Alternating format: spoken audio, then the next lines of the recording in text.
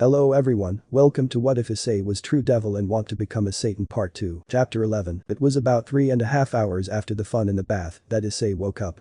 He felt an immense pressure, higher than that of Riser. He looked over at the alarm clock which read 2 a.m. He sighed and stood up, walking over to the window in which he opened up the curtains, only to see a fallen angel with 10 black wings. He had pointed ears and a wicked grin. Red eyes. The eyes of a crazed murderer. He stared up at the fallen angel who grinned as he looked upon Issei. "It is a pleasure to meet you, daughter of the House of Gremory." The man spoke, looking down one floor below Issei. Riaz was standing on the porch that they had. "I am Kakabiel. The pleasure is mine, but you can call me Riaz. Daughter of the House of Gremory is long-winded and I prefer people call me Riaz. It's nice to make a face with a name, so you are the leader of the fallen. Your red hair is absolutely breathtaking. Reminds me of the crimson-haired leader, Serzich's. Even your facial expressions are similar.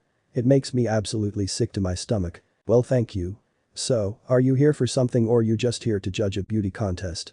Riaz asked. "Not that I'm rushing you or anything, but I was about to head to sleep." "Oh yes. I almost forgot what I wanted to do here. I was thinking of having a little fun here. Starting with that institution of yours. I think it's a good night for a war, don't you think?" Riaz turned serious and her eyes narrowed while sharpening. "You want to start a war?" "Yes. Yes, of course I do. It's so boring right now. Azazel and Shamhaza are being so fucking passive right now about when the next one will come, and it makes me so infuriated. It's so fucking boring. So, I've decided to start a war today. Wanna hear how I plan on doing it? I'm sure you are going to tell me anyway." "Well, at first, I decided to steal the damn Excaliburs, but Michiel just sent me some pathetic priests and 2 lowly holy sword users. Oh yay, I forgot a present." Kakabiel grinned and dropped 2 bodies to the ground, in which Issei was out first, catching them both as he landed on the ground. Zenobia and Irina were both barely conscious, but they were badly wounded. Not fatal, but wounded nonetheless. Issei's eyes sharpened immensely, and Kakabiel felt the intense killing power. "Ooh, your eyes are glaring at me like you want to kill me. This is interesting, and who might you be?" "Your fucking nightmare, you prick." "Oh, how cute. Well, anyway, back to the story. You see, since Michiel didn't come after me, I have to find a new plan. Well, I now have it. I'm going to kill the daughters of Seraphol Leviathan and Serzich's Lucifer. Isn't that grand? Surely after murdering one of the 2 daughters, one of them will come after me, right? Wouldn't that start a war there and then? Ha ha ha. You're a war-crazed monster." "Obviously. Well, I await you at the school, Riaz. I hope you can entertain me before I remove your head." "Ah ha ha ha ha," Kakabiel said, disappearing in a flash of light. Issei glared at the spot that Kakabiel was before he walked back into his house, placing both Zenobia and Irina onto the bed and looked down at them as the orc gathered in his bedroom. "Issei, are you alright?" "I'm going to kill him." Riaz, he messed with Irina. "I thought you hated Irina?" Akeno asked. Issei shook his head. "No. She is a valuable friend to me, even if I did not enjoy the Muller shopping. No man does we do it for our women, but she is a valuable friend to me nonetheless. He almost killed her. Even Zenobia is injured badly. For that he will pay. Will you stop me, Riaz?" "No. Even if I wanted to, I couldn't stop you. You are as stubborn as you are strong." Issei smiled. "Good, when this is done you and I need to have a talk," Issei said, walking out of the room to go find his friends down in the large enclosure. 20 minutes later, Issei and the orc walked into the school's outdoor sports fields. Waiting for them was Kakabiel, Fried Selzen, who was a priest, and Valper Galilei. Valper was the one who started the Holy Sword project. "Welcome, Riaz Gremory. Welcome, devils. Isn't it a lovely night for a war?" Kakabiel grinned, snapping his fingers as fire began to erupt under his feet, revealing 2 large 3-headed dogs. "Cerberus and his wife," Riaz exclaimed, a bit frightened. "The guardians of hell. Exactly, I brought them out to play. They haven't tasted devil flesh in such a long time." Issei walked ahead, leaving Riaz behind. "Kiba, you can handle Valper in any way you please. However, Kakabiel, tell me something. Did you kill my parents?" "Your parents? You should probably refresh my memory. I've killed so many devils in my time." "My parents? They were researchers. Scientists. They were killed by fallen angels before my very eyes and burned down my home." "Oh, you must be from the Hyoudou family. Well, I wasn't the one who killed your parents, but I did orchestrate." Issei's eyes sharpened and widened in absolute fury, only for his anger to heighten at hearing what Kakabiel followed up with. "You see, your parents were doing some experiments that I was told by Azazel would shake the world if they ever came into fruition. I knew I couldn't let the devils get any stronger than they are, so I had your parents murdered. You were supposed to die as well, but apparently your family put traps in and killed most of the fallen I sent after you. I should have handled it myself, but I guess I can rectify my mistake tonight, couldn't I?" "Ha ha ha." Issei bared his teeth as he glared up at Kakabiel. "What's wrong, boy? You going to kill me? You want to kill me, don't you? I don't want to kill you. Issei admitted, surprising Kakabiel and the orc. Issei smirked and looked up at Kakabiel, his grin malicious. But I want you dead, so I'm going to let my friends do that. Your friends? Ha. Your friends are not even strong enough to oppose my toenail. Plus I have these nice lovely doggies to protect me. Do tell what you expect to do against them. Feed them to my friends. Issei said, whistling a sharp whistle which 1 second later, the earth began to shake with a loud boom. Kakabiel looked over towards Issei and then his friends, confusion on his face. What are you planning, boy? They're doggies. They are about to become a 5-course meal for my friends. Everyone turned around, except Kakabiel who looked over Riaz and them. His eyes slightly widened as 2 large creatures, extinct dinosaurs, appeared and walked over the orc, roaring at the Cerberus. Issei grinned and spread his hands wide. These are the friends I was talking about, Kakabiel. Meet the experiments of my family. The one to my left is a Tyrannosaurus Rex. His name is Rex. Yes, it's a little corny, but I like that. Rex. Sounds fierce, and to my right. Spinosaurus aegyptiacus, or more commonly known as Spinosaurus. His name is Hannibal, and both of them are going to turn your pets into meals. Just as Issei finished talking, both of the large carnivores charged with a roar, right into the Cerberus. The Rex struck first with a bite upon the back of the Cerberus, effectively snapping the spine in 2, which immediately disabled the Cerberus, rendering it dead. The son, which was the smaller of the 2, was pretty much dead on his feet. Issei smiled as the Spinosaurus engaged the father and turned to look up at Kakabiel. And now, it's your turn to die. Oh? Kakabiel said, grinning after he was surprised at Issei's friends. Those creatures aren't tall enough nor can they jump to get to me. So do tell how you plan on killing me, little boy, and how do you plan on stopping me from blowing your precious friends apart? Well, that is simple, as you have made several mistakes. 1. You attacked Irina and Zenobia and made them suffer for your petty boredom. 2. You killed my parents. 3. You assume that these are the only experiments that my parents did. Would you like to know the last one, which will seal your doom? Kakabiel laughed and grinned, looking around in the skies, seeing nothing. Sure. Enlighten me. You're too close to the roof. Issei said, following up with a double whistle. Within a second, Kakabiel was struck in the back by something climbing on him before he screamed in pain as he crashed into the ground. It was the Alpha Raptor, embedding his claw into the spine of the fallen angel leader. Lurs ran around the orc as the 3 raptors immediately attacked, ripping off chunks with quick lightning attack and run strikes.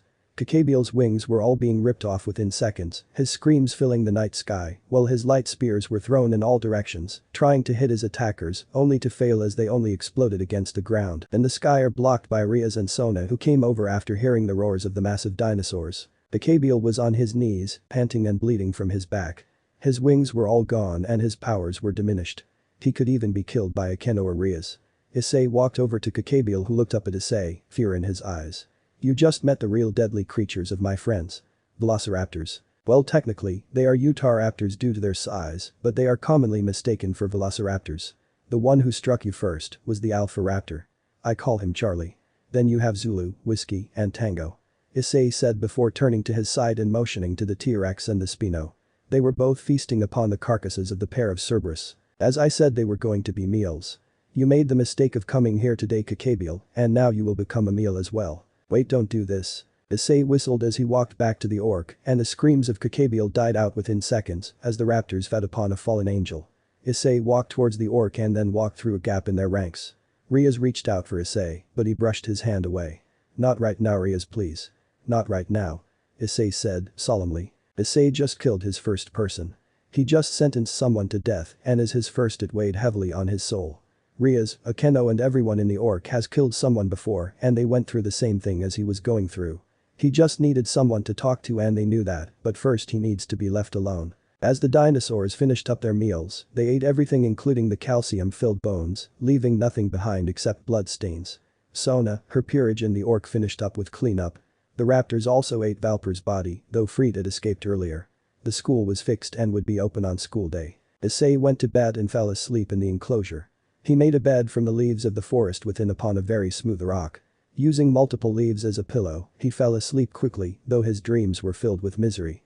This was not going to be the end of his misery, as soon Issei will become someone who will have to kill a lot more to save the world. Chapter 12. Issei woke up about 9 AM due to the enclosure not having a sun-screened roof. Basically, when the sun is up, it shines down into the forest canopy, and since Hessen a clearing, he gets the full brunt of it. This is not a bad thing for the enclosure as it gives the dinosaurs a chance to heat up in the enclosure which was a bit colder at night, but it still woke him up a lot earlier than he wanted since he was up late last night dealing with Kakabiel. As he woke up, he found himself surrounded by his friends. He was in the crook of the Spinosaurus arm and shoulder, like a bed would be. His skin and muscles were softer than the leaf pillows at least. The Trex was nearby on a rock ledge nearby that led up towards the cliffs. Between the Spino and the Rex was the large pond that the Spino used to swim in and catch his fish. The raptors were on the cliff itself, watching from the large perch they had, overwatching their best friend and master. As he shuffled around, the Spinosaurus woke up and let out a growl, which awoke the rest of the carnivores from their slumber. The raptors leapt down from the cliff onto the Rex and then to the floor, in which all of them surrounded their friend. I know what you guys are here about. I killed my first person. My first living breathing thinking person. I just don't know what to think. He was a bad man and deserved to die, but was it right for me to dispense that sort of justice? I'm a kid. I'm 17 for fuck's sake. What do I know about justice? Yet I willingly let you guys eat him. I killed someone. What am I supposed to do now? Issei cried, holding his head between his legs. He began to breathe in and out slowly while his friends stayed quiet. Not even a sound. They have to let him come to a decision without their own feelings or thoughts forcing his hand. I only have two choices. I either own up that I have power to change the world and that I use it without mercy, or I back down and repent for my actions. Or I suffer, but that's not an option. Am I really willing to kill everyone who is bad and opposes peace? Immediately, Rias, Akeno, Kaneko, Irina and Zenovia passed through his head. They were all beheaded by shadows. He stood aside and let them freely die. I will not let my friend suffer either. If I have to. I will kill everyone who threatens the safety of my friends. It's my duty as a man. Issei said, clenching his fists. I have this extremely powerful power. I can use it for good, even if I have to get my hands bloody. Issei said, standing up and keeping firm. Issei smiled and kissed each of his dino friends on the nose before walking out of the enclosure, heading up the elevator to the main floor where the kitchen was. Upon entering the kitchen, the only one there was Zenovia herself, sipping a cup of coffee. She was a bit chilly, so she had a blanket over her body as her eyes were very baggy, thanks to lack of sleep.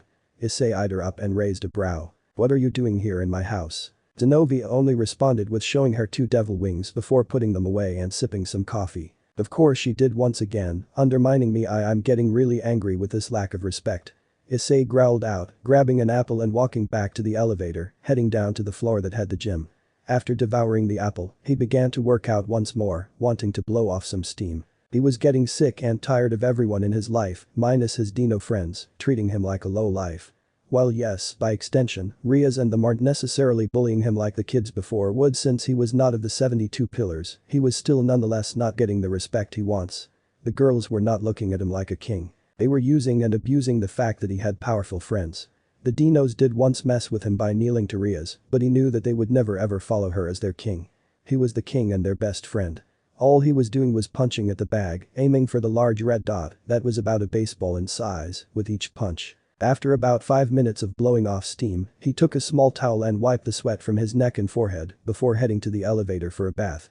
He went down to the bath and quickly undressed himself, using magic to summon forth a set of clothes which he placed upon the rack near the door. He relaxed in the bath, laying out flat as he put his head back and closed his eyes. He began to think hard about how he wanted to handle this with the girls.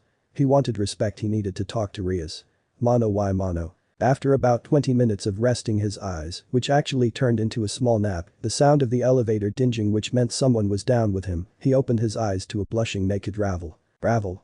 Issei said nonchalantly, taking one look at her naked body before laying her head back. Master. Ravel replied, blushing as she climbed into the bath. Issei. Huh? She asked, surprised he said something. The name is Issei. I do not like the term master in this context. You are my equal even if you are my servant, plus wouldn't Rias be the king? Issei said and asked, the last part with venom though not towards her. No.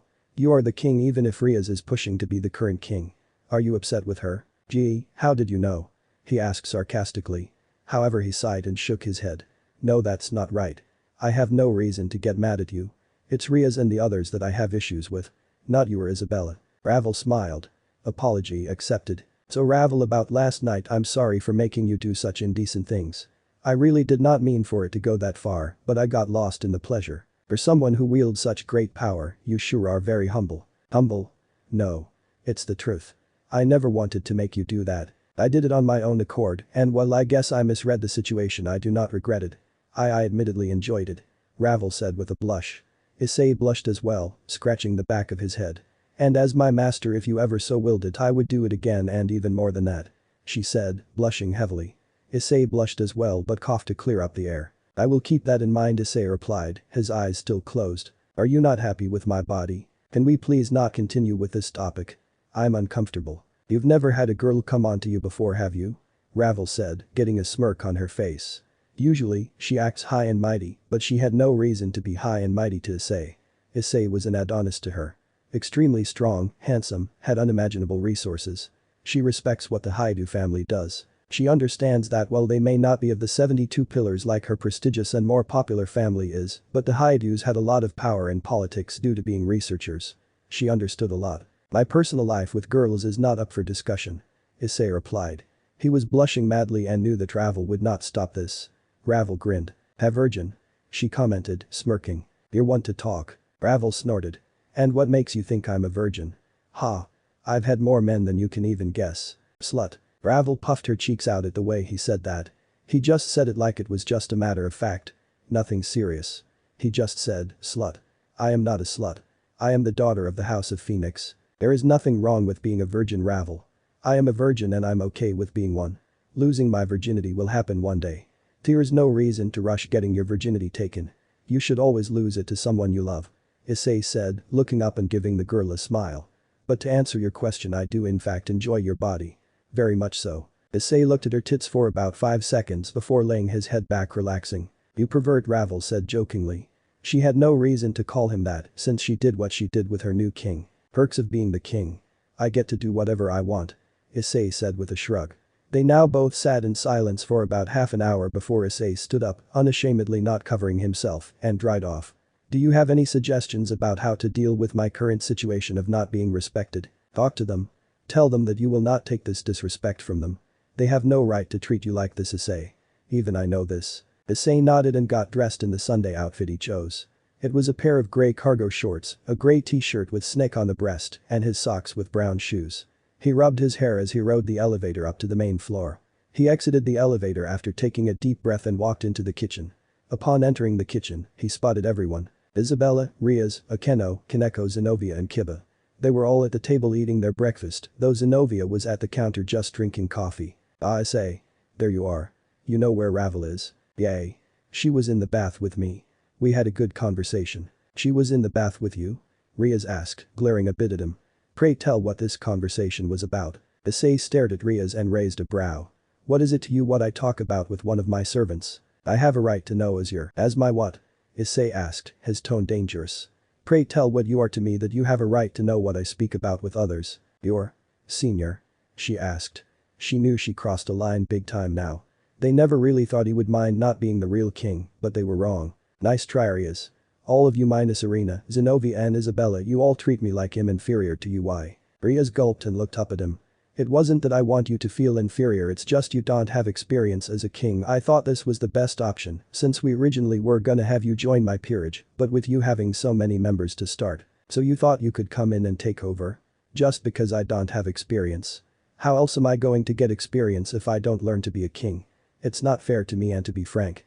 You would have never have control over my friends in the enclosure. I grew up with them ever since I could remember. I love them and they love me. They respect me. They bowed to you to screw with me like a best friend would, but they would have never followed you, even if I joined your peerage. Would you all please look at me as your king and not as a servant? I deserve a chance to be a king. I deserve it. Akeno smiled and stood up. As you wish, master. Boy, it's Issei. No matter what I am to any of you. It's Issei. In public, you would need to be called a proper name. Riaz said. It's politics. Issei sighed, fine. Master will do in public. Nevertheless, you are my equals. I do not look down upon you. I just want to be the one to make decisions, including the one with new servants, he said, looking over at the back of Zenobia. Oh, I'm sorry, Issei, I thought she would be a good addition. You were distracted, but Valper kind of revealed that God is dead. Riaz said. Issei didn't know about that. Really? God is dead? That's surprising, must be a strong angel up there keeping the peace. Issei said, shrugging. You don't seem to care much. Not really. God has done nothing for me. Whether or not he's dead, it doesn't affect me. As for Zenobia, please make my home your home. If you need anything, Riaz, Akeno or Ravel will help you out. Actually anyone would help you out, but those three are the second in commands. At least, that's what it is for the moment. I'll figure something out. As for everyone else, thank you for respecting me. I really appreciate it. It means a lot that you all didn't think of me as inferior. Akeno smiled. Of course we didn't. We all liked you back then and we like you now. So I am more than happy to be your servant, Issei. I'm glad. Issei smiled and looked at everyone, minus Inovia, who nodded in agreement. Oh, Issei. You have a summons. I took the liberty of also being the one who handled the summoning. Oh? Well, that's quite alright. It's only right to help your master. So, who is summoning me? Well, it's unknown. Just says that he or she wants you and you only. The devil law says you can ignore anonymous summons. Hey. I'll go to it. I have no reason not to. I got nothing to do today. Issei said while stretching. Does it say a time? Any time? Just knock on the door. Alright. I'll be back later. Issei said, teleporting out. Issei teleported to the address, though he teleported into an alleyway. He walked up to the door and knocked on it. After about 10 seconds, the door opened to reveal a black-haired with golden bangs man. He had a smirk on his face which screamed bad boy. Issei smiled at him. You summoned a devil. I did indeed. Come on in, devil boy. The man said, walking into the house which Issei followed. Upon entering, Issei discreetly activated some magic behind his back. Issei had a bad feeling about this man and he was going to be prepared. The man came back from the kitchen with 2 glasses and a bottle of whiskey. Want a drink? As an underage person, I should say no, but I really don't care about that. Hit me up. Issei said. The man nodded and poured the bottle into the 2 shot glasses and handed one to Issei. Issei took a sip and was taken aback by how strong it was. Can't handle your alcohol, can you? I'm fine. So, what is it you wanted to summon me for? Simple. I want to chat. Oh? With me and only me? What could we possibly chat about? Well, for starters, I wish to know about the fight you had with Kakabiel. Issei's eyes widened and they both stood up. Issei whistled a low tone while the man smiled and his 12 wings unfolded. I am Azazel. Governor of the Fallen Angels. Issei stood up and stared at Azazel, though behind him were 2 reptilian faces very familiar. You don't seem scared. This is surprising, though I suppose the one who killed Kakabiel has nothing to fear, does he? Incorrect. I'm not scared because I have no reason to be. You aren't a threat to me, but I wasn't the one who killed Kakabiel. Oh? You aren't scared of me? Azazel asked, smiling happily at the brave devil. Of course not. You also made the same mistake as Kakabiel. You kept your back turned to danger. What? Azazel said, looking over his shoulder only for his eyes to widen for a bit before he turned, and his smile widened. Very impressive. I never even felt their presence. That's a very scary prospect. So, are you going to kill me like you did Kakabiel? Feed me to them? I am pretty much at your mercy. Issei shook his head. No. They are there just in case, as I knew that this was suspicious. Issei said, snapping his fingers, letting both of them disappear. I have already deemed you not a threat, or you would have killed me while I was drinking whiskey. You just wish to talk about Kakabiel, right? That is correct. I also wish to study you. I also have heard that you beat a phoenix so fast that it surprised a lot of the higher-up devils. I have a very powerful power thanks to my family, though you can call my power a mutation. Azazel nodded and both of the men took a seat. So, why did you kill Kakabiel? Why not let him live in incarceration? There was no guarantee he was going to be locked away forever. I couldn't take the chance, though that's not the real reason. That's just something I just came up with. I was angry. He killed my parents, he threatened the safety of my friends, and he hurt someone I care about. He deserved death. Fair enough. Were you worried about the blowback from such an act?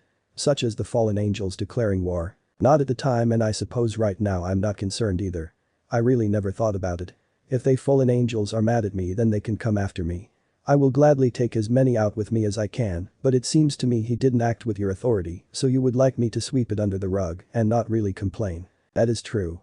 Kakabiel was a rogue, and I would definitely like for you not to think badly of the fallen angels for the actions of one warmonger.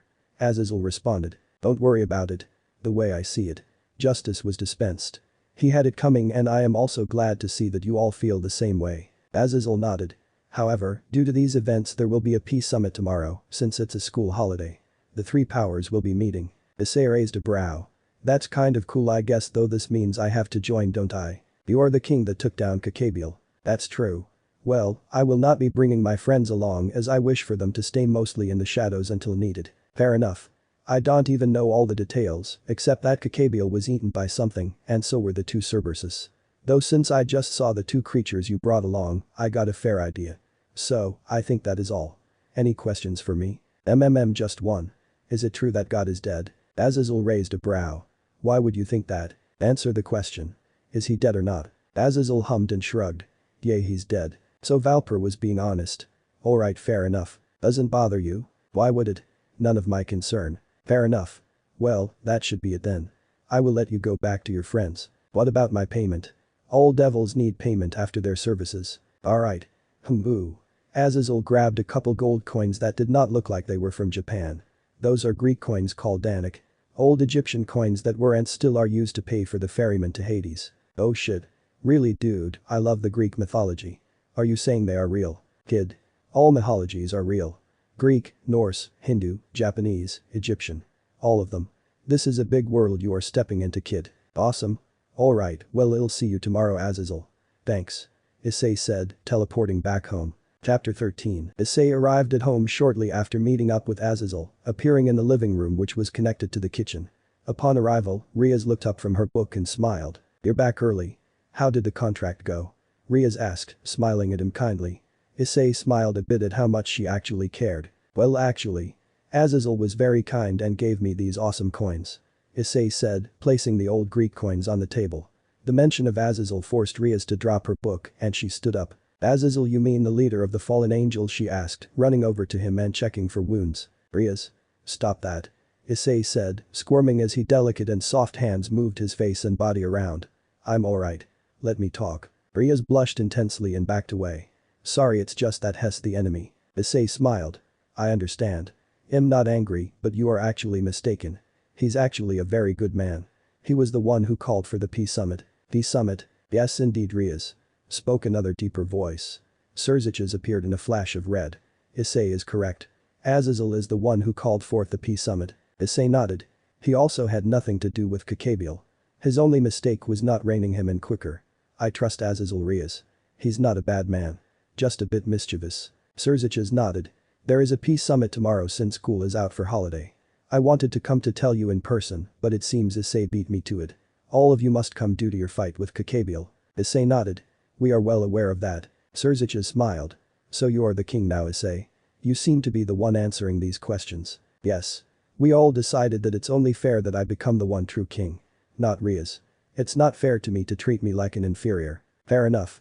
I hope you become strong, Issei. Issei nodded. I will become a great king, but I am already strong. Yes, that's what I meant. Well, see you later, Riaz. Take care, Issei. Surzicha said before teleporting away. Issei smiled at Riaz and took a seat on the couch. So, how does it feel not being a king now, since you were one before? Different. I'm used to being the one to call the shots, but this is a good experience to know. Most people treat me like a princess, like a king. It's a good experience to feel like the other side. I understand. I never was really treated like an equal. Everyone bullied me because I'm not of the 72. I understand, it's just how a lot of devils see it. If you aren't in the social ladder, like the Grimoires, Citries or Phoenixes, you don't get respect. You are treated as an inferior, but there are those who don't see it that way, as you can guess. Yes, you and Sona have been nothing but kind. I thank you for that. Riaz nodded and returned to her book. Issei smiled and stood up, heading out of the living room and grabbing a banana. He ate the delicious fruit as he went into the elevator and decided to watch a movie within the theater they had installed here. Riaz had upgraded his house immensely while she was the acting king. The theater was empty, so he calmly took a seat in the very back, smack in the middle. He selected a movie from the tablet next to him and waited patiently for the movie to start. Just as the movie began, a small magic circle appeared in his lap and a letter appeared. It was a letter from Akeno to meet her up at the shrine. A frown appeared on his face at the interruption, but he smiled as it was from Akeno afterwards. He paused the movie from the tablet and teleported himself to the base of the shrine within the trees, so he wasn't visibly teleporting in front of someone. He began to walk up the stone steps that was at least half a mile if not more to the top. As he began his walk, halfway up a smiling Akeno appeared wearing a shrine maiden's outfit. Thanks for coming, Issei. Of course. Anything for you, Akeno. Issei said with a big smile. Akeno giggled. You say the sweetest things. She said as she began to walk alongside Issei up to the top of the shrine. So, why are we meeting at a shrine? Wouldn't a devil like me being here be taboo? Normally, a devil wouldn't be able to enter without some sort of damage, but due to the meeting, we have an agreement under the table. Oh, I see. That's good. So, what's with the outfit? It looks really nice on you. Issei said with a smile. Akeno blushed. My family used to be shrine maidens, so it's just something in my family. Wow, that's amazing, Akeno. I never knew you had shrine maiden blood in you. Akeno giggled. Well, there's a lot of things you don't know about me and things you don't know that I want in me. Eh? Issei asked, blushing a bit heatedly at the innuendo. Akeno giggled. Your reactions are so cute. Makes me want to tease you more. Issei blushed and rubbed the back of his head as they finally finished the climb. Upon their arrival, a voice came from the sky. So, is this the boy who defeated Kakabiel? A bright golden light appeared and a man with 12 golden wings floated down to the ground. An angel. Issei said with a smirk. I'm popular today. I am Michiel Issei Hyoudou. It's a pleasure to meet you. Likewise Michiel. You have been doing good working keeping heaven working. Ah, so you are aware of the absence of our creator. Yes, it is true. I've been running heaven. Well, keep it up. So, how can I help you today, Michiel? Come. Let us go inside. Your friend and I have been working hard today and it is with the fruits of our labor that I had you come today. I see. Issei said, yawning a bit from his lack of sleep. Well, shall we? Issei said, opening up the shrine door. Michiel walked in with a thank you and Akeno winked at him and smiled. Floating in the middle of what looks like a living room was a sword. It was not very flashy, but Issei felt the dangerous aura that came from it. A dragon slayer. I'm sure you already know this is a holy sword, but it also goes by another name. Dragon Slayer. I wanted to give this to you as a gift for your work against Kakabiel. He was a dangerous man. I don't need a gift. Thank you anyway though. Michiel smiled. I really wanted to thank you thought. Your thanks is more than enough plus I'm not a swords person. More of a fist or knife kind of guy. I understand. Perhaps one of you friends can use it. I'm sure that's easy enough to do. If that is the case, then I accept your gift. Would be rude of me not to. Michiel smiled. Well with that I will be taking my leave. See you tomorrow. Michiel said as he disappeared in a flash of golden light. Issei nodded and stretched his body. Alright I guess I shall also take my leave. Issei wait. Akeno said as Issei formed his magic circle. Issei stopped his magic circle and tilted his head. What's up? Can we talk? Absolutely. Issei replied. He took a seat across from Akeno. Akeno frowned and immediately pulled down the back of her maiden outfit, revealing a lot of cleavage. She turned her back to him and immediately, her wings appeared. It was one wing of a fallen angel and a wing of a devil. Issei gasped, completely surprised and shocked by this. I wanted to tell you this for so long. Akeno said, her voice breaking up as she was tearing up. He knew she was. I am the mix of a human and a fallen angel. Issei nodded and looked down at his feet, listening to her. I hated my father he left my mother to die so I jumped at the chance to join the devils when Riaz offered it to me just to spite father. So consider it irony, but the result is a mix of my heritage and the fact I'm a devil. A mixed matched plumage I've wanted to tell you for so long. You hate fallen angels don't you? They were the cause of so much pain for you it's not hard to guess your feelings towards them. Issei frowned. You're right I do not like fallen angels they killed my parents and left me homeless. Made me an orphan. These words turned Akeno's expression down into the dumps, depression. But there is more to you than who your father is. You're just saying that. There is no way you are convincing me that you are a bad person Akeno. Oh but it's true. I'm a terrible woman. That is bullshit. Issei said, standing up and looking Akeno in the eyes. As far as I am concerned, you are one of the most awesome women a guy like me could ever meet. You're smart, beautiful, talented, powerful. You have great hair and you got an amazing body. You are an extremely nice person as well. There is no way you are a bad person yes. It's true that I do not like fallen angels, but learning what your heritage is doesn't change anything. It only makes me respect you even more for coming out and admitting it. Issei said firmly. Akeno began to cry. You are a terrific woman and you are great at being one. Do not think for one moment that you are a bad person. You are a great person and I mean that. Issei noticed her tears and he immediately began to panic. Hey. It's okay. Please don't cry. Akeno shook her head. It's tears of joy you said all the right things with such sweet words what is a girl to do? She said. She quickly closed the cap and laid her lips onto his own, kissing him with passion as she held his arms tenderly. The kiss wasn't rough or harsh, it was kind, gentle and tender. Issei responded with his own kiss before she pulled away smiling. Akeno that was my first kiss Issei you were my first. Akeno I understand. I put you into a bad position I know that it's not fair to you but I am okay with sharing. As sharing Issei gulped and looked at the sweet girl before him. Akeno nodded. You have a lot to learn Issei about the devil world. I don't understand. This is confusing. Issei said. His mind was numb and heavy. Akeno giggled. That's alright. I apologize for making you confused. Akeno said. She quickly activated her magic and placed a circle on his head. She erased his memory of the kiss, smiling softly. I was too brash about this that wasn't fair to him. She said to herself while Issei was knocked out. She giggled happily. But I am satisfied knowing I gave him my first kiss. It was the next morning when Issei woke up. He found himself in his bed and Akeno walked into the room. Good morning, sleepyhead. You slept for almost the entire day and night. You must have been tired. What happened? Last thing I remember, I was in the shrine and we had a talk. Oh. You ended up passing out from exhaustion. I took you home and put you to bed. Oh, thank you. So, when is this meeting? In about 10 minutes. So please get up and get dressed. Akeno said sweetly, walking away. Issei quickly jumped out of bed though he tripped on his blanket. He kicked away the blankets and began to put on his clothes in a hurry. Damn it, Issei. You just had to fall asleep and sleep for like 16 hours. You idiot, Issei groaned and quickly ran out the room, heading downstairs and grabbing an apple. Just in time, Issei. Ria said, her magic circle prepped. Sorry. I slept in.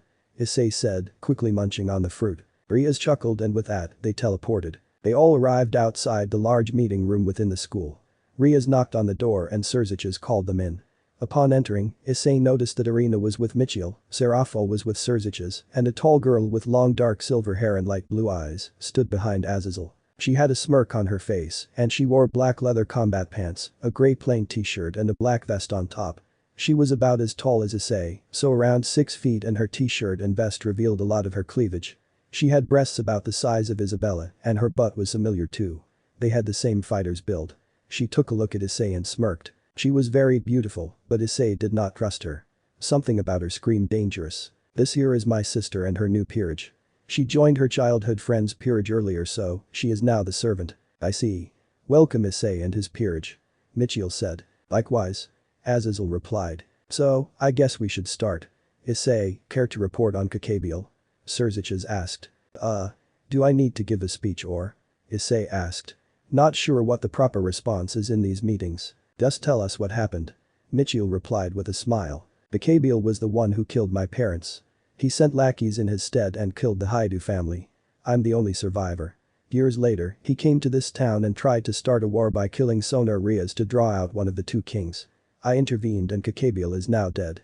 Any questions? Issei asked. Rias sighed. Not very polite, Issei. I was polite. I just don't want to give them the presidential address. That is quite fine, Issei. Michiel said. I however do have a question. How did you kill him? The report said nothing could be found except blood stations. Simple. I let one of my peerage eat him. Eat him? Cannibalism? Michiel asked, curious. He was the only one of the leader who does not know of Issei's power. These are not my full peerage. However, the other members are not here today due to I want to keep them secret. Let's consider it my trump card. I see. Michiel said, frowning. But he's not a threat, Lord Michiel. Irina stated, smiling. Issei is a good boy and won't do any harm to ruin this. Michiel smiled. Fair enough. Alright, my questions are done. Surzich's nodded. Anyone want to add anything? Issei raised his hand. Not to be rude, but can we just get on with this meeting and make peace already? I kind of don't want to be here. Surzich's smirked, Azazel chuckled, and Michiel smiled. Issei. You need to learn how to handle these politics. That is what being a king is all about. Ria scolded. But it's so boring. These meetings are pointless when it drones on. Just do what you intended to do from the start and let people get on with their lives. Issei retorted. Issei, do not make me No. It's quite alright actually. He's quite right. Let's make peace and be done with it. Azazel said. As he said, this meeting is boring, isn't it? Surely we can find better ways to handle this. Surzich's nodded. Fair enough. The meeting that didn't involve Issei droned on as the 4 leaders began to talk about the state of the world and so on and so forth. It was only when Azazel began to speak about Issei and the girl behind him that Issei woke up. Eh? Issei asked. He was busy drawing on a piece of paper. Just doodling. What is it you want? Azazel asked. The cheeseburger sounds nice right about now, Issei said, his stomach beginning to grumble. Immediately after that, Ria smacked him in the back of HT head. Ow. What was that for? Answer his question seriously. I was serious. I want a fucking cheeseburger. You don't need to hit. Ow. Riaz raised her hand and began to put her aura of destruction on it, promising much more pain. Azazel laughed as did Surzich's and Michiel. Issei, what is it you would like to do in this world? Have a fucking cheeseburger. I would like to have a cheeseburger in this world. Issei said, smiling back at Riaz with an I win smirk. He actually answered the question correctly, but it was not the response she was looking for. She narrowed her eyes and growled. But in all seriousness, I just want to live in peace. Sure, a good fight now and again, but I've lost enough loved ones, I don't want to lose anyone else. Good answer. Azazel smiled.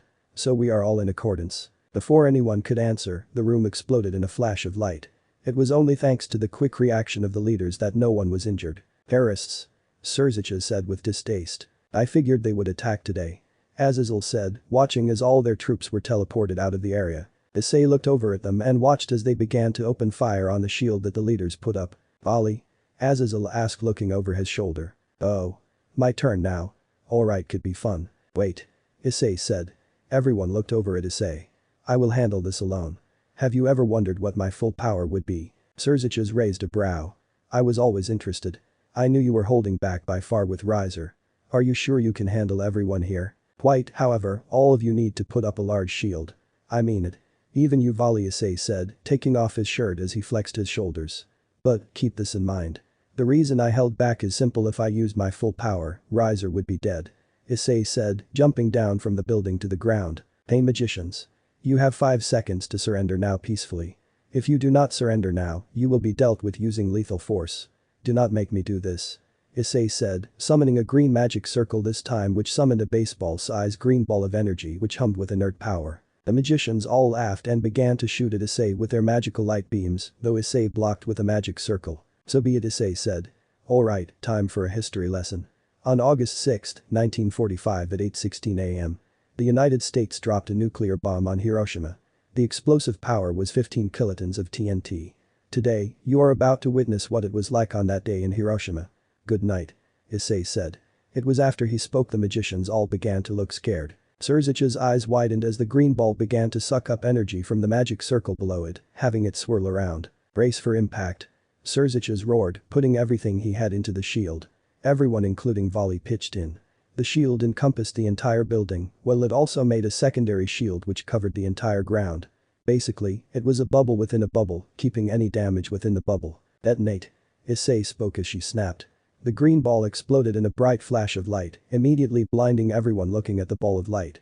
Instantly, temperatures reached 100 million degrees Fahrenheit. Everything within the radius, minus Issei who was immune to his own power lucky, were vaporized.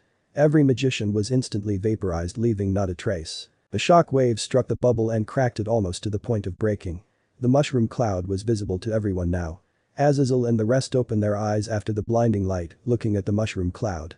The ground was blackened from the immense heat released, meaning the dirt was charred. Issei quickly activated a magic circle, sucking in all of the heat and the dirt cloud in the area, clearing the entire field. The leaders put the shield down and they all looked outside. It was then a magic circle appeared above Issei, and out came someone. Ah. It was a girl who stopped as she looked around. Where is all my magicians? A spear of light was thrown into her skull, killing her instantly. Azazel laughed. Well, this was easier than expected. Well, guess you can never hire good help, eh?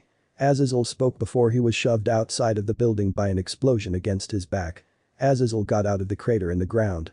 Hey bad Volley. That's not very nice. Sorry Azazel. Volley replied, flying in the sky. It looked much more fun on the side. I was offered to fight the Asgard. How could I say no to that? I should have figured you would do this, but it was my mistake to let it go this long. Azazel sighed. So tell me Volley, you remember Shimhaza, right? The vice governor. Well, he informed of this new terrorist group that's been gathering strong members, Chaos Brigade I believe. So who is the one leading you? If I had to guess, it's Office, the infinite dragon god. Yes. It's true. I have sided with Office, but believe me, neither one of us wants to dominate the world. That would be another part of the Chaos Brigade. All I desire is to use my power and fight strong opponents. I figured as much. So, Issei Hyoudou was it? You seem to be a very interesting person. I wonder if you are perhaps able to give me a fight. Why would I fight you? I have no reason to. Well, I wish to test my power against you. I have no interest. Issei responded casually. Well, if you have no interest now, I will make you interested. The female spoke, throwing a ball of dragon energy at Irina and Zenobia who stood out in the open. Zenobia and Irina screamed as their death was coming, but when they opened their eyes, Issei with a red gauntlet stood in their way, steam coming from his body. Issei? Irina asked. What is that on your arm? Issei smirked and everyone looked at him completely shocked. You are the Red Dragon Emperor, Volley asked in astonishment. I have looked all over the world for you. Well, here I am. I didn't want to reveal this so soon to everyone, but it is true. I am the Welsh Dragon Emperor. At last, my rival is here. This sounds like fun. Fun? You just threatened my friends, you bitch. It won't be very fun for long. Issei growled. Balance break. Welsh dragon, balance breaker. Spoke the gauntlet. Issei stood in his red armor, though there was green spider web markings all over his body. He instantly rushed into the air and decked volley in her helmet, shattering it instantly. His speed was faster than she expected. Ha! Finally an opponent worthy of my time. Volley exclaimed, her helmet repaired. But you are not worthy of my own.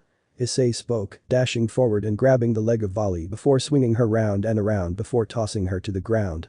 Issei followed up with a dragon shot, striking her in the back immediately as she hit the ground. With the explosion, she was sent skidding across the grounds. What is this power? Albion demanded. This is not the normal power of the Red Dragon Emperor. This is not normal. Hahaha. I know right, White One, my partner's power is more explosive and dangerous than ever before. That can't be safe, Drag. It's not safe. It's why he can't hold this form for very long, or he will go into something I like to call a meltdown, but there is more than enough time to defeat you today. As if. My partner will be triumphant. Your partner lacks experience. Albion exclaimed. And right he was. Volley charged into Issei and dodged a wild haymaker. She delivered a knee up into his gut, forcing him to bend forwards as he was struck by her knee. She delivered a powerful elbow down into his back, cracking his armor. She threw him down and shoved him against the school wall. Immediately, she began to punch, knee and kick him, moving aside all of his extremities as she began to wail upon the boy's armor, cracking and breaking his armored scales one by one. Partner. You need to get away. You can't beat her hand to hand. Hand to hand? Then I won't fight hand to hand. Issei exclaimed. Issei headbutted Volley, stunning the beautiful girl before 4 scales in the center of his chest. A large satellite-looking piece glowed green, and it shot a large green beam right into Volley, shattering her armor and forcing her to fly across the field towards the beam. Issei quickly kicked off of the wall of the school building, his fist cocked back as he was ready to decapitate her with a single punch. However, his armor immediately shut down, and he was unarmored. Sorry partner, but you were approaching critical overload. Damn it. I was going to win. You still won, look. Volley looked over at Issei, her shirt was torn and her nipples could be seen if it wasn't for her holding her chest. She was injured. You are something else, Issei Hyoudou. Never before has a Red Dragon Emperor ever had that kind of power you have. Thanks, but you still have to die. Issei said, clenching his fist as he picked up a sharp stick and approached her. Well, not if I have anything to say about it. Spoke another voice. A monkey-looking man appeared from the sky and smacked a large pole stick thing right at Issei, who barely dodged. Biku, what are you doing here? Saving your ass, but it's also time to leave. Oh, I see. Well, thank you, see you next time, Issei. Spoke Volley, who was blushing for some odd reason. Issei collapsed to his butt, taking deep breaths as his body was exhausted. Riaz and the others quickly ran over to him and helped him to his feet. Ah, thank you guys, can I go to bed now? I'm tired. Issei said. Using his extreme powers, especially the nuclear explosive power he had, drained him really quickly. Riaz smiled. Yes, Issei, you can go to sleep, thank you for doing all of this. Issei nodded and put his thumbs up as he placed his head on Ria's shoulder and passed out.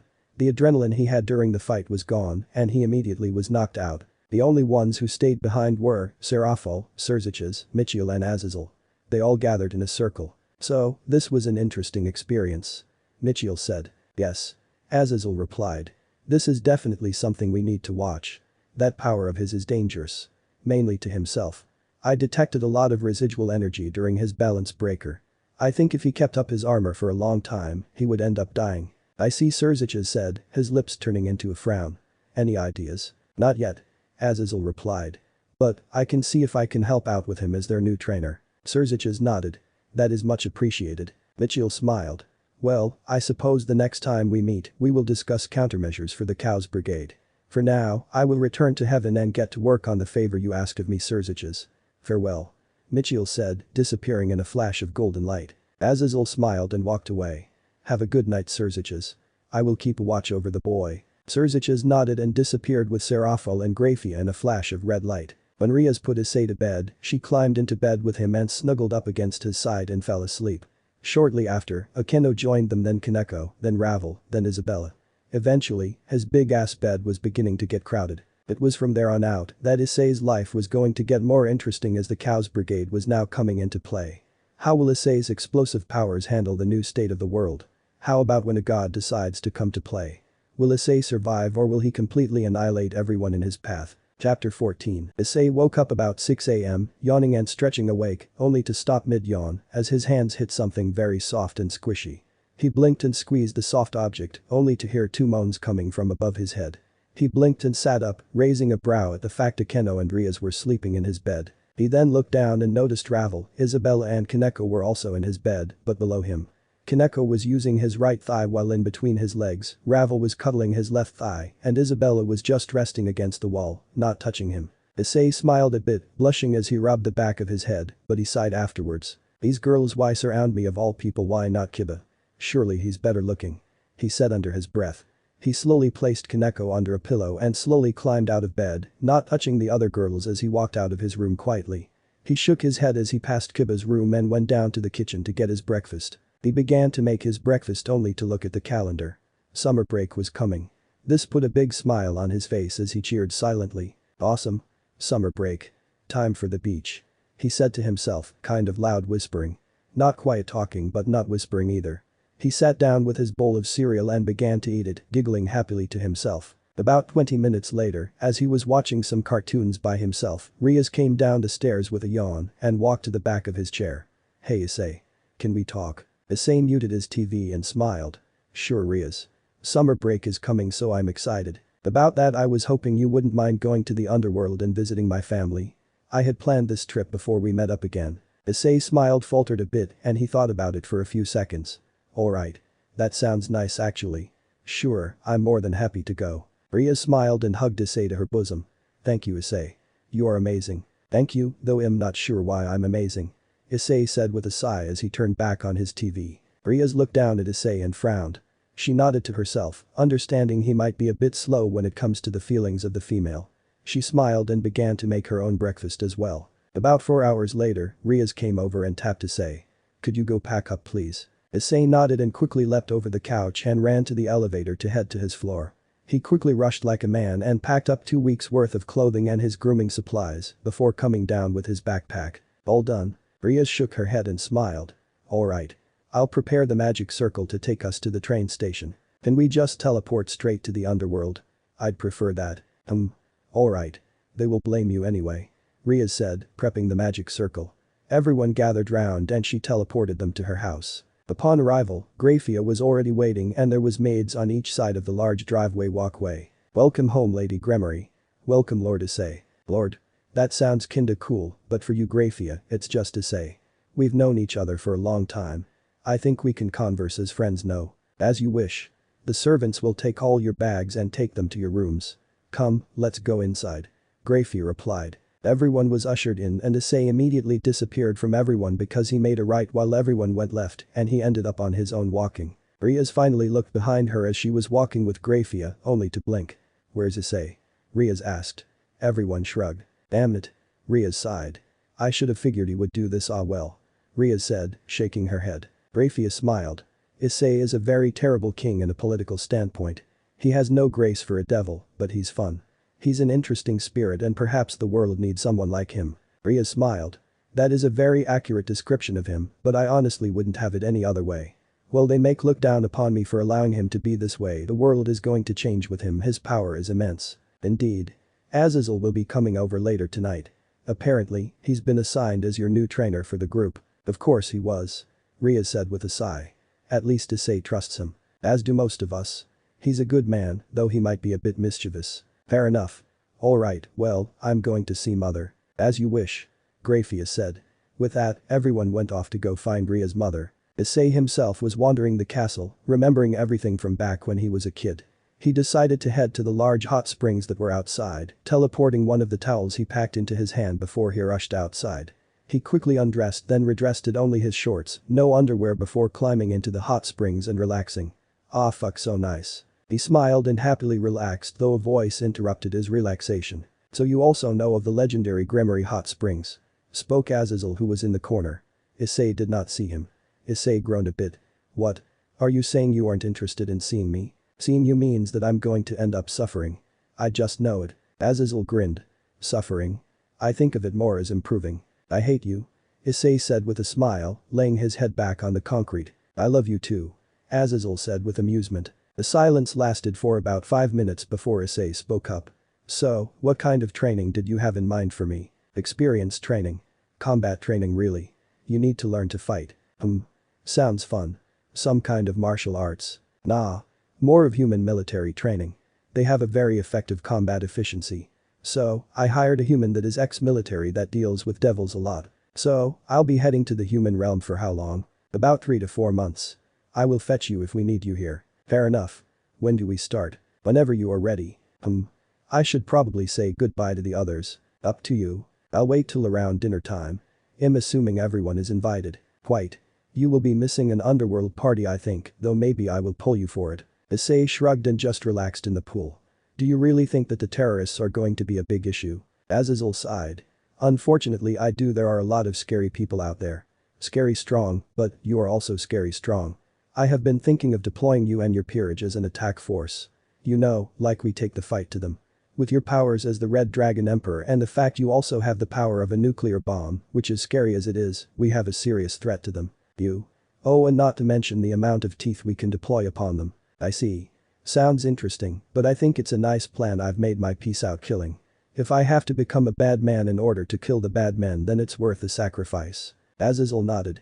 Very admirable, but this is not like the human world. Killing is very much a part of life for the supernatural. People will generally look over death. So no worries too much about people looking down on you. Issei hummed in response and relaxed. 4 hours later, Issei arrived in the dining hall and took a seat next to Ravel and Kaneko.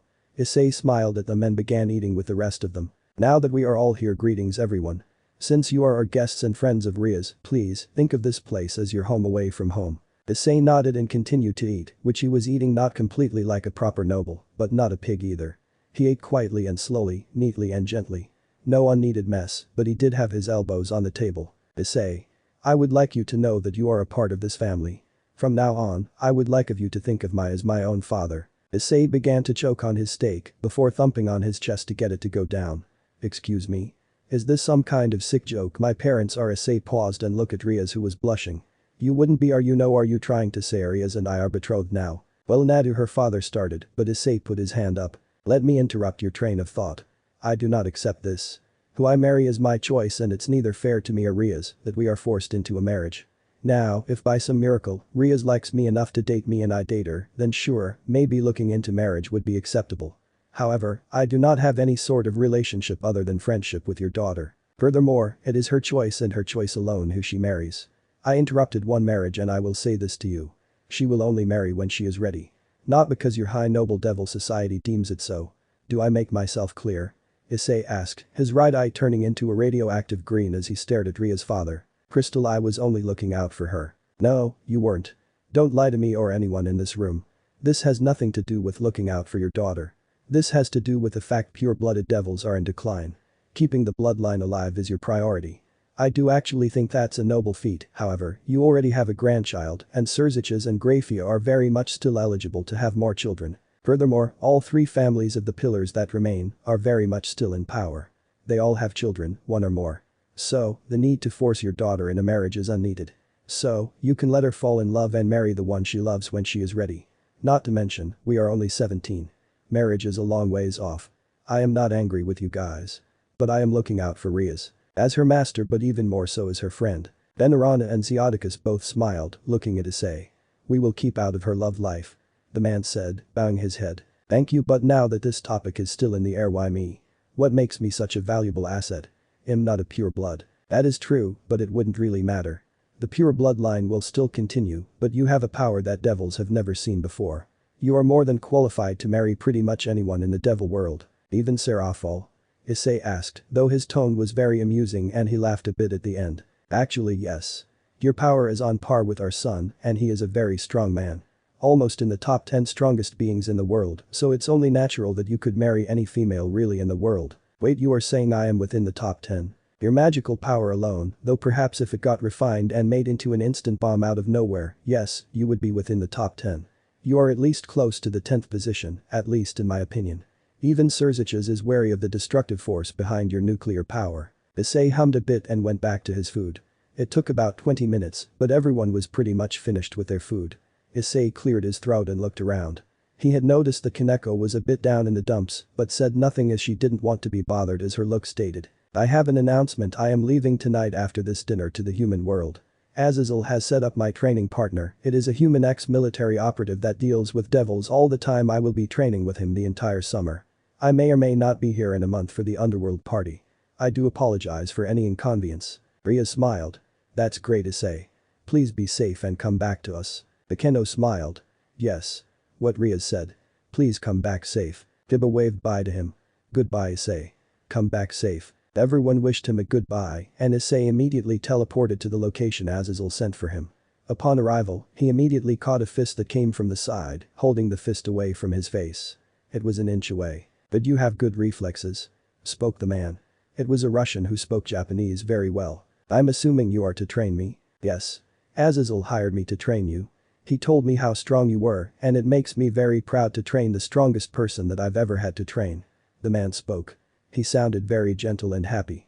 Not like a stereotypical Russian who sounded mean. I am Issei Hyoudou, Nikolai Teslov. Spetsnaz, though I've also trained with the Navy SEALs and the Israeli Special Forces. You will be trained to fight hand-to-hand only as gunfighting is not the style of the devils. The training I offer is brutal, but it will turn you into a warrior beyond all others. I can take it. Oh, we will see, my boy. Spetsnaz train ourselves to not react to pain. So, let us begin. Nikolai said as he pressed a button. Issei was immediately struck by electricity that ran through the ground under him. He was on a giant copper plate. Chapter 15. Issei was currently on his knees, a fist was on the right side of his cheek before a fist struck him in the face upon the left. Issei was bloody beyond belief. His shirt was torn and missing, his back and chest were marred with cuts, bruises and dried blood. His lips were split and swollen, and his right eye was closed shut. Punch, punch, punch. The punches came without end and he took them all without a cry of pain. Nikolai smiled down at Issei. I have been at this for 6 weeks. I've starved you, I've dehydrated you, I've beaten you and broken your bones. I've cut into your ball sack, I deprived you of sleep, I've done everything I could to make you break and tell me the secrets you hold. You've done neither. You are a very quick study and learner. I am very proud. You show no signs of pain or breaking. I believe it's time you learn to fight now. Issei looked up at Nikolai with a glare, staring up at him. Oh yes. The hatred you have for me is understandable. I've done evil things, but I assure you, I will not kill you or keep you from your friends. I am only here to train you to be the best. I will no longer have a need to keep beating up on you or torture you. All I now desire is to teach you hand-to-hand combat, but first, you needed to learn how to take pain. It improves your stamina and your willpower. You will not be easy to break by your opponent, and that is good. Do you still hate me? No, Issei coughed out with some blood. Fair enough. I will release the spell I've put on this place. You may rest for a day to repair yourself. I'm sure you noticed you feel exponentially weak. Well, there is a spell I put in place to force people to become human upon entering my compound. Makes them heal like a human, take pain like a human, and just be a human. I have now released it, so go repair for the day. Tomorrow, I will teach you how to fight hand to hand. If you wish to attend that underworld party in a week, you better make some good progress. Issei nodded and limped to his bedroom, falling onto the bed and passing out. Nikolai answered the magic circle of Azazel, who appeared in a hologram. How goes the training? Excellent. The boy is a magnificent devil. He would make an excellent addition to the Spetsnaz if he was a human. If this is any indication, he will be able to attend the underworld party with a pretty good idea on how to fight hand to hand. The training time you gave me should be more than enough to make him a very strong addition to the underworld. That is very good. I knew I could count on you like always to turn people into fighting machines. Nikolai nodded. Of course. However, I do have to ask. He has a very high radiation reading within his body. It's not lethal to the outside, but it's lethal levels within. That would be because he has the power to use nuclear bombs. Basically, his entire body is a nuclear bomb and he can make explosions. Oh. Interesting. Very interesting. I would advise keeping him safe, then would be a powerful asset to you guys. I already know that. Thank you, Nikolai. He'll check in near the party time. Farewell. Nikolai said. The transmission cut off shortly. The next day came and Issei yawned loudly and stretched, looking over at the clock. He went to sleep around 5 p.m., having a very small dinner. It was 7 a.m. now and he was fully refreshed. He stood up and went to the mirror and his body was back to normal. He was no longer injured, it looked like. She smiled and popped his neck and his shoulders before heading out to the cafeteria. They were in a military base, most likely abandoned as he only saw Nikolai here. As he entered the cafeteria, Nikolai was already eating his meal, drinking his coffee and reading a book. The 40-year-old Russian looked up, waved at Issei slightly and went back to reading. 2 minutes later, Issei returned with the oatmeal and took a seat across from Nikolai. Have a good night rest? Nikolai asked calmly. Yes. Better than I've had since I got here. Fair enough. Well, I won't be doing any more of that. Now it's just hand-to-hand combat. Learning how to fight. It's not martial arts per se, but kind of like brawling. Learning how to predict an attack, block it or redirect it away and deliver a counter-strike. Even learning how to punch properly and take down your opponents quickly. I hear you have opponents who wear body armor, so I will teach you to power punch. Speed, precision, power. That is the keys. No fancy movements like kung fu, but pure combat. When you finish your breakfast, take a break and get some stretching in, then we can begin. Alright, bud. Nikolai said with a smile, returning to his meal. A week had passed since Issei began his hand-to-hand combat training. Nikolai and Issei were standing before Azazel's holographic face, who smiled. You look like you have improved your physique again, Issei. Azazel said with pride. Yes. Training in hand-to-hand for 14 hours a day will do that to you. Issei replied. 14 hours. Wow, impressive. Nikolai is a slave driver though. Results means constant training. Nikolai said defensively. Azazel chuckled. Of course. So, how well do you think he is doing? If we train for another month, I think he will be able to take me on. He is very close to my own level. He does not give up or surrender, and he keeps fighting like he has something to fight for. Does he have a girlfriend? He has a harem. I do not. Azazel chuckled and smiled. Of course, of course. Would you say he's earned a party? Hell, that party should be thrown in his honor. I've never had a student as hardworking as this one. He has never once asked for a break during my sessions, except the first day of hand-to-hand, when he drank so much water that he needed to use the bathroom.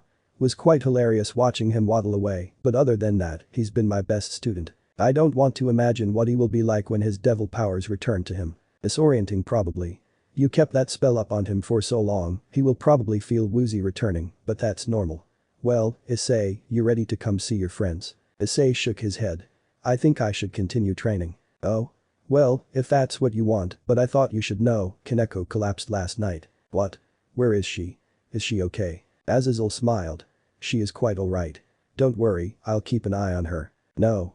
I want to come see her. But I thought training meant more. Meant more than a party. My friend's well-being is more important than anything. Issei replied. Fair enough. Well then, I'll come pick you up. Thank you, Nikolai. I'll bring him back later tonight or tomorrow sometime. Take your time. I'm going to go do laundry. The Russian said, walking off. Issei teleported himself on Azazel's magic circle, appearing before the large fallen angel. Morning, Issei. How you feeling? Sore and my head hurts, but other than that, I am okay. Where is Kaneko? She is in bed right now. Ria's confined her to her quarters until she was not going to go off and overdo her training again. I see why is she training so hard that she overdid herself. Well, long ago, Kaneko has an older sister. This sister killed her master and ran off. Fearing that Kaneko would do the same, they tried to execute Kaneko. Surzicha saved her life and she was Ria's rook ever since. That sounds vague. Why did the older sister do such a thing? That's the question you can only ask the older sister if she was ever found again. No one knows the true reason behind it because we only speculate. However, the speculation is, she got drunk on her power. Kaneko and her sister Kuroka have the power of Senjutsu. It takes in the malice of the world. It's an extremely strong power but dangerous. Kaneko refuses to use this power, probably because she doesn't want to end up like her sister. I see. Well, thanks Azazel. I will go see her. Go ahead my friend. Issei ran off to find Kaneko, running through the halls of the Gremoi mansion. As he ran around a corner, he had to skid to a stop as Ria's was right there and he scared the shit out of her. Oh. Issei. You're back. Ria said, giving him a hug which he reciprocated. Yes. I returned due to the news that Kaneko collapsed. Is she alright? Ria's frowned a bit. Yeah, she's alright right now, but mentally she's having it rough. So I heard. She feels weak, doesn't she? Yes. She feels like she is being left behind. I can understand her feelings, or at least I can try to. Being left behind hurts. Can I go see her? Sure. I think seeing you should make her feel better. Ria said, walking with him to her room. He knocked gently as Ria's walked away and he entered in quietly. Issei Kaneko gasped out in surprise. Surprise? Issei said with a weak smile. He approached the girl as he took in her appearance. She had 2 cat ears and a nice fluffy tail, which was surprising to him, but he thought it made her look even cuter. What are you doing back? She asked. As if you have to ask. When I heard you got her, I rushed here immediately. I only found out today, so here I am. Are you alright? Kaneko shook her head. No, I'm getting left behind by everyone. Everyone is getting stronger, but I am still the same. How can a rook be the weakest? She cried out, tears falling down her cheek and into her lap. Issei nodded as she cried. I'm not sure what to say in this situation, but Issei turned to her and gently wiped her tears from her eyes, smiling at her. Tears don't suit you. Kaneko smiled weakly and gently nuzzled into his hand. So, I hear that you have the power of Senjutsu, and you are attempting to use it. Kaneko weakly looked up at him and nodded. Do you really wish to use your Senjutsu? Kaneko shook her head no. I don't want to end up like my sister. Oh? And what makes you think you will? She got drunk on her power of Senjutsu, and I will too, I know I will. Says who? Me? Well, you are wrong. Issei said, looking down at her. What? Kaneko asked, sniffling a bit. Tell me something, what is the difference between your sister and yourself? I have white hair. Kaneko said, not sure of the answer. You have friends and someone willing to keep you safe. Your sister was all alone and had no one to keep her from going wild. That is the difference, Kaneko. If I am around, you will never go insane. I will keep you grounded, I promise. Kaneko looked up at him with wide eyes before she blushed. She quickly hugged him tightly, burying her face into his chest as she began to sob. Issei cooed gently and rubbed the back of her head, sitting on her bed with her. They stayed like this for an hour, though she stopped crying after 5 minutes, but they stayed embracing each other as Kaneko took a nap in his arms. He gently pet her the entire time until Akeno arrived to get Kaneko ready for the party.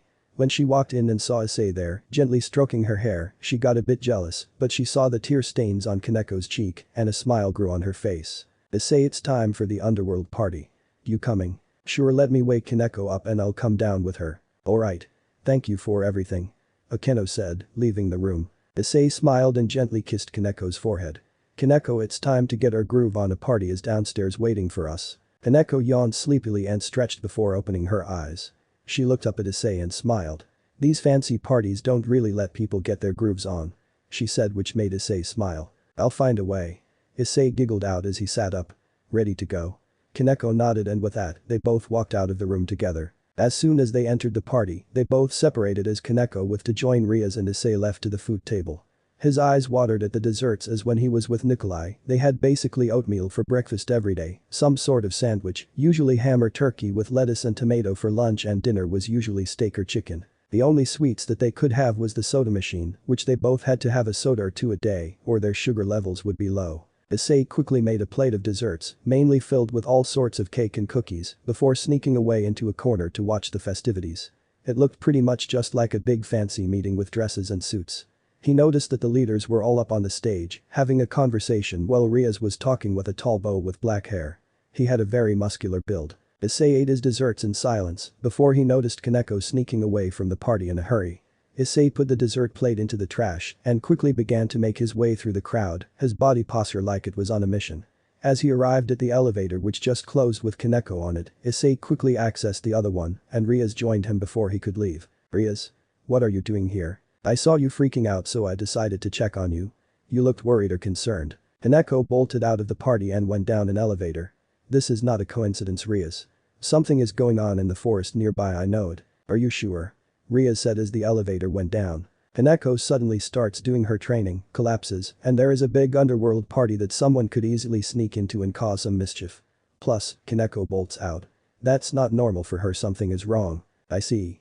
You might be right, which it can't be. What? I think her sister is behind this. Rias stated. She bit her lip. This is bad. Why? Kuroka is a very strong devil. Easily ultimate class. I'll handle her, but you need to handle Kaneko and keep her safe. I need to have a talk with Kuroka. A talk? Rias asked as they both ran into the forest, following Kaneko. Yes. It doesn't seem right to me, the way the two sisters got separated. Something about the story Azazel told me doesn't add up. Do you mind if I have a talk with her alone? I don't really have a say in the matter, do I, my king? Issei grinned. Even if I was your servant, you wouldn't have a say. He said, giving her the mischievous smile. Just make sure she pays for hurting Kaneko. With pleasure. Issei said as they hid behind a tree. Kaneko was standing in a clearing, looking side to side in worry. Suddenly a voice came from in the trees and then he spotted a female figure. It's been a while, hasn't it, Shirin? Issei raised a brow at that, finally learning what Kaneko's name was from long ago, but he preferred Kaneko. You? Kaneko said, her body shaking in violent surprise. Hello, Shirin, it's me. What are you doing here, Kuroka? Kaneko asked, in anger and fear. She said it mostly in anger. Issei and Rias kept quiet, just listening and watching from the bushes. Oh, don't make such a scary face. I just had some minor business to take care of. I heard the devils were having a big party here, so I was a little interested. Nyan. Kuroka said with a wink and waving her hand cutely. Ahahaha. Could it be you are a member of the Gremory group? Said a voice. It was a male's voice and the man stepped out from behind a tree. "Oh, you are," he said with a grin. It was Biku. "Even if you hide, Kuroka and I can still sense you. We know Senjutsu, so we can detect you with just a slight variation in the flow of your spirit." Issei smirked a bit and both Rias and Issei appeared from around the bend. "Oh shit, it's you," Biku cursed. "Issei." Rias Kaneko said softly in surprise. Issei winked to Kaneko, then looked at Biku and Kuroka. "Biku, who is this?" Kuroka asked. "This is the man who annihilated the magicians and defeated Vali. He was actually about to kill her." "Wait. Are you sure? He doesn't look like much. He looks strong, muscular, but nothing like magic." "Yes. This is him. He may not look like it, but he's dangerous." Issei looked at Biku. "So tell me, monkey, is Vali doing well?" "Yes. She is doing just fine. She sends her regards though if I ever ran into you. Says she wants a rematch." "Why are you here exactly though?" "Oh. Well, I will be glad to give her a beatdown once again. To answer your question, I followed Kaneko. She decided to run off and I was worried for her. Nothing wrong with that, right? So tell me, why are you here? Is this some kind of terrorist attack?" Issei asked. "No, we didn't come here for such a thing. We are off duty right now." Kuroka suggested visiting the party when she heard about it since she is quite stubborn and most likely wouldn't return easily. "I came along too." Issei nodded. "Alright, so Kuroka. You're the culprit today. What are you doing here with Kaneko?" "I'm here for my Shirin, of course, Naya." "Kuroka, let's go back, okay?" Biku said with a yawn, ignoring Issei. "We can't participate in the party anyway, so it's a waste to stay here." "Yes, let's return, but I'll take Shirin with me, Nyan." It was then, Issei got ready for a fight, cracking his neck. "If you bring her back, Vali might get angry, you know." Biku said. "When they know that the same power as mine flows within her, they will be convinced, right?" "Well, that may be so, but this is too dangerous." Kaneko was shivering in fear. "Alright. Allow me to say this once. You will not touch her even once, Kuroka. You will leave now or after I am done beating your kitty behind." Kuroka, Biku started to warn. "We should leave. Please don't make him angry." "No, I shall be taking my sister. I have a right to love her," Kuroka said, preparing to fight. "We can just kill him, right, Naya?" "Damn it, you won't listen." Biku sighed and decided to leap away into the trees, abandoning her. "Fine. I didn't need you anyway, monkey." Kuroka growled out and turned to face Issei. "Last chance, Kuroka. If you do not leave now, I will be forced to hurt you." Kuroka narrowed her eyes at him, sending off major killing intent. She was being taunted. It was then Issei felt a disturbance. They were put into a barrier in a separate dimension. "Alright, I guess I will have to kill you. See if you can touch me." Kuroka said with a very dangerous smile. "Issei, please. She is strong. So am I, Kaneko. Do not forget what I promised you.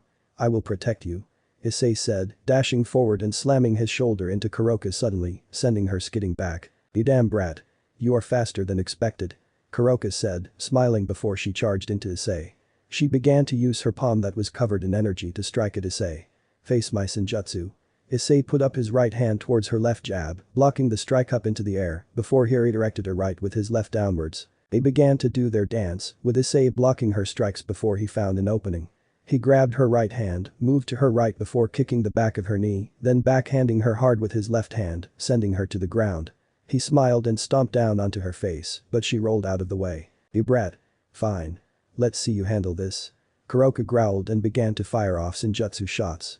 Issei dodged side to side before pushing into Kuroka. He leapt into the air and wrapped his legs around her knees and slammed her down onto the ground forward, smashing her face into the dirt. He quickly scrambled and when she rolled over and prepared to leap backwards, he jumped onto her and placed his knees on each of her upper arms, pinning her down and leaving her defenseless.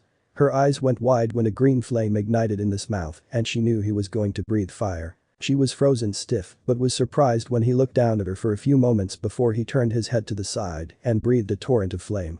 The flame vaporized trees for about a quarter of a mile long, with a width of an SUV. "Take her back to the party, Rias," Issei said, looking down at Kuroka as they stared into each other's eyes. Issei didn't hear anything so he looked behind. Rias was already gone with Rias. Apparently, they had left during the struggle. Issei turned back to Kuroka and got off of her, leaving the stunned cat on the ground, but she woke up when he offered a hand. She growled and leapt up on her own. "I don't need your help, brat," she sneered. "Excuse me?" Issei slapped her in the face with his palm, staring at her. "Do not get disrespectful. I could have killed you. The least you can do is be grateful," he said, glaring at her. "I don't need to thank you. I could have escaped. Don't act stupid. I'm not here to kill you anyway. I just want to talk." "Talk? Yes. About your sister," Issei said, taking a seat on a boulder. Kuroka eyed him and stood there. Why would I talk about her? Will you just sit down, you pain in the ass cat? Issei said with a groan. Kuroka took a seat on a tree branch and looked down at him. What is it you want to know? Well, let me first say this. You hurt your sister way back when you left her all alone. She was going to be executed by the devils, but Surzich's Lucifer saved her life and gave her to Ria's, which now she belongs to me. The story is, you went out of control and you killed everything in sight. I know this is a lie because of two reasons. For one, we fought today and you looked very much in control. You were lucid and doing just fine. 2. If you had truly lost control, you would have also killed your sister. So, something must have happened for you to kill your old master. Am I correct? You are sharper than most devils, Issei. She said, looking at him seriously. You are correct. Why did you then? What's it to you? Do you not wish to be with your sister again? Isn't that the reason you attempted to pick a fight with me? I only picked a fight with you cause you were stubborn and wouldn't hand my sister over to me. Fair enough. Do you wish to be with your sister again? Of course. I love her. Do you now? Cause you aren't showing it. What? She asked, surprised. Issei stood up from the boulder and climbed the tree and sat next to her. Kaneko is someone precious to me. I do not want her hurt, but I also don't want her to be without a caring sister, despite the fact she is an evil, mischievous brat. He said, grinning at her. I'm a brat. You are younger than I am, kid. Oh please. You are what, 5 years older than I am? Give me a break. Issei said with a grin. Kuroka smirked. Old enough, Naya. DSH. So, tell me. Do you love her? Of course I do. I want her back in my life. Issei nodded. Well, then tell me what happened. Kuroka sighed and leaned against a tree stump. My master was a detestable bastard who only wanted powerful servants. After he brutally beat me and tortured me, I learned Senjutsu. I unlocked my power. I was okay with that as I could protect my sister now, but then he decided to try and make a move on Kaneko. Issei's eyes went wide. She was a little kid then. Why would he do that? Issei gasped, looking at Kuroka. Kuroka raised a brow. He was being serious and not sarcastic. Kuroka smiled at that. Like I said, he was a bastard. So I killed him and ran away. I couldn't take my sister with me as she was scared of me at the time as I killed the man in front of her. I didn't know they would try and kill her. Issei gently patted Kuroka's head and smiled. Well, she is safe now. Kuroka purred a bit before shaking her head and growling at him. Don't touch me. HMPH. You liked it? I heard it. Kuroka punched him in the arm and hissed while Issei giggled. They both sat in silence thereon while Issei was in thought. Would you like to be with her again? From now onwards. Of course. You finally going to hand her over? Not on your life as I know who you hang out with, but you could be my servant and be with her. Kuroka raised a brow. If I was considering that, the other devils would never go for it. I think they will allow it as a favor to me. I saved the leaders of the 3 factions a while back from you guys. Remember how Biku said I annihilated the magicians? Well, they owe me their life. I'm pretty sure they will allow me one wish. Kuroka nodded and Issei could see she was considering it. Alright. Kuroka said. Issei was taken aback. Wait, really? Yes, but it's done in the forest where I can escape easily. Issei nodded. Well, that's unexpected. Thought you would fight more. The love of my sister is more than my love for the Cows Brigade. Fair enough. Will you be here while I get them? Sure. Kuroka said, swishing her tail now. I'll always be here for you, Naya, cutie. Issei blushed at the sudden flirt but jumped down. Alright, I'll be back. Issei ran off to the party and when he arrived, everyone quieted down as soon as he arrived. Ria's was followed by Michiel, Azazel, Surzich's and Seraphol Leviathan. Issei, are you alright? Did you beat her? Ria's asked. Yes. Issei, where is she now? Surzich's asked. That's what I want to talk to you about, Surzich's. Could we talk privately? I want to talk with the 4 leaders. Surzich's tilted his head and nodded. Alright, Issei. Issei took Surzich's and the other 3 onto the elevator and began to ride down. You all 4 owe me your life. Issei said suddenly. Surzich's was surprised. He figured Issei would never act like that. That's true, but why are you saying this now? This isn't like you. Issei sighed as they got off the elevator and he turned to them. I would like a wish. A wish? Azazel asked. What can we do? He crossed his arms. The other leaders looked at him. What? He's right. We do owe him our lives for our unpreparedness plus with Volley there. Not to mention, we owe him for protecting the school and the lives of the young ones. Surzich's nodded. I know. Just never expected him to cash this in. It must be very serious for him to ask this of us. This isn't like Issei. He said, smiling now. I'm not looking down on you, Issei, just surprised. I know and normally, I would let this go, but I want you all to drop all charges on Kuroka. Kaneko's sister. They all widened their eyes, and Azazel was the first one to speak. Issei, she is a dangerous devil. So am I. Issei responded. Surziches shook his head. She murdered innocent people. That is where you are wrong. Tell me something, Surziches. Why didn't you investigate the master she killed? Why is it you assume she had no good reason to do something like that? Surziches kept quiet as he had no good reason. Exactly. That master that was killed was cruel and vicious. He abused Kuroka and forced her to unlock her senjutsu powers, but then he turned on Kaneko. A little girl. He was a bad man. That's the world. Issei masters can do whatever they want. Well, understand this. I would have killed Riaz if she ever turned out like that. I would have killed that master, Issei said, staring up into Surzich's eyes. This world is sickening and I am going to change it. Your laws are disgusting. All 4 leaders closed their eyes and bowed their heads. None of you have tried to change things for the better. Our laws are in place for the betterment of our kinds. Serafal said softly. I can respect that, but you lost your ways. You all lost the right to think of yourselves as good people if you let people suffer like this. Azazel. Kakabiel said he killed my parents because he was bettering the fallen angel people. Was he right to do so then? He asked, turning his head. Azazel sighed. No. And you, Surziches? Did my parents die for a good cause? No. Serafal. No. Michiel. No. Then you can't pick and choose what is right and what is wrong. Issei scolded. You've lost that privilege. Surziches smiled a bit as he closed his eyes. He was being scolded by a man hundreds of years younger than he was, and Issei was right. They were hypocrites. Alright. I'll drop charges on Kuroka. I promise to make this world better like you. Michiel nodded. I as well, young hero. I've done wrong as well. Azazel also nodded. Of course. I guess we needed to have another opinion. You have opened our eyes, Issei. This world needs someone like you. Serafal nodded. I also agree. I will drop all charges on the cat. Issei smiled. Thank you. I'm sorry for being disrespectful. I dunno. I kind of got a bit hot under the collar. It's quite alright, Issei. We all needed it. So I thank you. Surziches said. Please, go ahead and revive her and bring her to the party. I'm sure that will liven it up. He and the other 3 leaders left back to the underworld party and Issei ran off into the forest. Upon arrival, Kuroka was nowhere in sight and Issei got depressed a bit. When he turned around, he jumped in scare as Kuroka was standing right before him. Kuroka. You scared me. Don't do that. Issei said, holding his heart. Kuroka stared at him with tears in her golden eyes before she hugged him tightly. Issei blinked confused but gently patted her back. I heard everything you said. You stood up to them for me? Well, yes. He said, not sure how to respond. Things were going way too fast for him to process. Thank you. You are a good man. I thank you. I also know you were suffering as well. It's my duty as a man to make sure people are happy. Kuroka smiled and licked Issei's cheek. Tastes like virgin Naya. Well, I'll happily fix that for you. Hey now. That's not funny. Issei said it a joke, or what he perceived it to be. Kuroka chuckled cutely and stood back. Can I join your peerage now, Naya? Oh yes. What were you before? Bishop. I have a piece available. I took 2. It's a mutation. Are you sure? You could revive someone a lot stronger than myself. I'm more than happy to bring you in with a mutation.